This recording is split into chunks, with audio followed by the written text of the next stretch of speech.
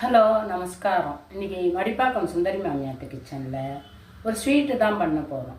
அது என்ன ஸ்வீட்டுங்கிறத பார்க்கலாம். 3 பொருள் இருந்தால் போதும், ஈஸியாக பண்ணிடலாம். அதில் பக்குவம் அதெல்லாம் ஒன்றுமே இல்லை. நம்ம பாட்டு நார்மலாக பண்ணிகிட்டே இருந்தாலே ஆட்டோமேட்டிக்காக அது வந்துடும். ரொம்ப ஈஸி, யார் வேணால் அது பண்ணிடலாம், கஷ்டம் இல்லை. வாங்க இப்போ நம்ம எப்படி பண்ணுறதுங்கிறத உங்களுக்கு நான் சொல்லித்தரேன். என்னோட சேர்ந்து நீங்களும் பண்ணலாம். வாங்க. தேவையான சாமான் பார்த்தா பால், ஏலக்காய், சர்க்கரை, தேங்காய். இப்போ நம்ம அடிகனமாக ஒரு பாத்திரம் எடுத்துக்கணும். மெல்லிஸ் பாத்திரமாக இருந்தால் தீஞ்சு போயிடும். இது மாதிரி குக்கர் மாதிரி எடுத்துட்டால் சௌகரியமாக இருக்கும். ஏற்கனவே 1/2 லிட்டர் விட்டுருக்கேன். இப்போ ஒரு 1/2 லிட்டர் பால் விடுறேன். 1 லிட்டர் பால் எடுத்துருக்கேன் நான். அந்த 1 லிட்டர் பாலுக்கு ஒரு தேங்காய், சின்ன தேங்காயாக இருந்தால் ஒரு தேங்காய், அப்படி இல்லைன்னா 1.5 மூடி தேங்காயை துருவிட்டு மிக்சியில் போட்டு ஒரு சுற்றிட்டு அந்த பால்லையே போட்டுவிடலாம்.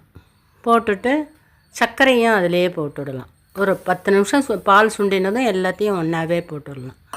போட்டுட்டாக்கா அந்த பால்லே தேங்காயும் நல்லா வெந்துடும்.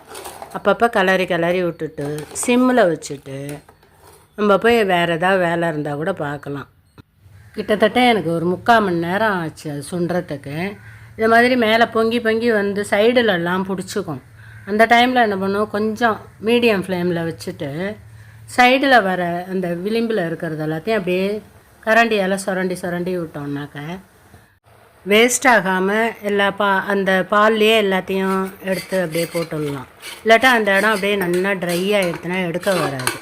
அப்பப்போ ஒரு 5 நிமிஷத்துக்கு ஒரு தடவை கொஞ்சம் மீடியம் ஃப்ளேமில் வச்சா மேலே பொங்கி வரும்.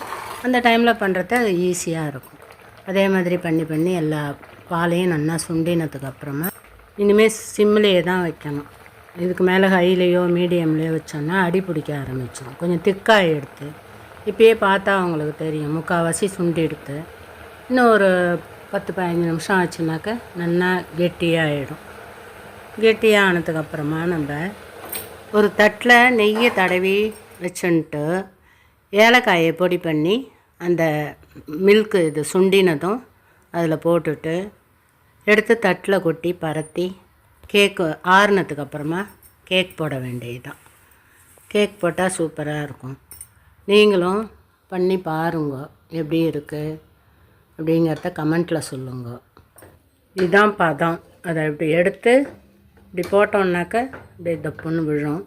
கொஞ்சம் முன்னாடியே எடுத்துட்டோன்னா கூட அதனால் டேஸ்டெல்லாம் மாறாது, கொஞ்சம் சவுக்குன்னு இருக்கும். அது ஒரு டேஸ்ட்டாக தான் இருக்கும். நம்ம பால்லையே இந்த ஸ்வீட் பண்ணுறதுனால சாஃப்டாகவும் இருக்கும். தேங்காய் பர்ஃபி அளவுக்கு ஹார்டாக இருக்காது. அதனால் நீங்கள் செஞ்சு பார்த்துட்டு எனக்கு கமெண்ட்டில் சொல்லுங்க. லைக் பண்ணுங்க, ஷேர் பண்ணுங்க, எல்லோரும் சப்ஸ்கிரைப் பண்ணுங்க. மெயினாக சப்ஸ்கிரைப் பண்ணுங்க. எல்லாருமே நல்லா போயின்னு இருக்கு. எல்லாருக்கும் நான் தேங்க்ஸ் சொல்லிக்கிறேன். இந்த ஸ்வீட் ரெடி. இப்போ இது வந்து தேங்காய் பால் கேக்கு. இந்த மாதிரி துண்டம்படம் வந்துடும். ஆனால் பர்ஃபி மாதிரி ஹார்டாக இருக்காது, சாஃப்டாக தான் இருக்கும். டேஸ்ட்டாக இருக்கும். பாலும் விட்டு நம்ம பண்ணுறதுனால செம்ம டேஸ்ட்டாக இருக்கும். நீங்களும் செஞ்சு பார்த்துட்டு எனக்கு கமெண்ட்டில் சொல்லுங்கள். கிட்டத்தட்ட 3/4 மணி நேரம் ஆச்சு எனக்கு அந்த பால் சுண்டுறதுக்கு. நீங்கள் பண்ணி பாருங்கள், குழந்தைகளுக்கும் ரொம்ப பிடிக்கும். தேங்க்யூ ஃபார் வாட்சிங்.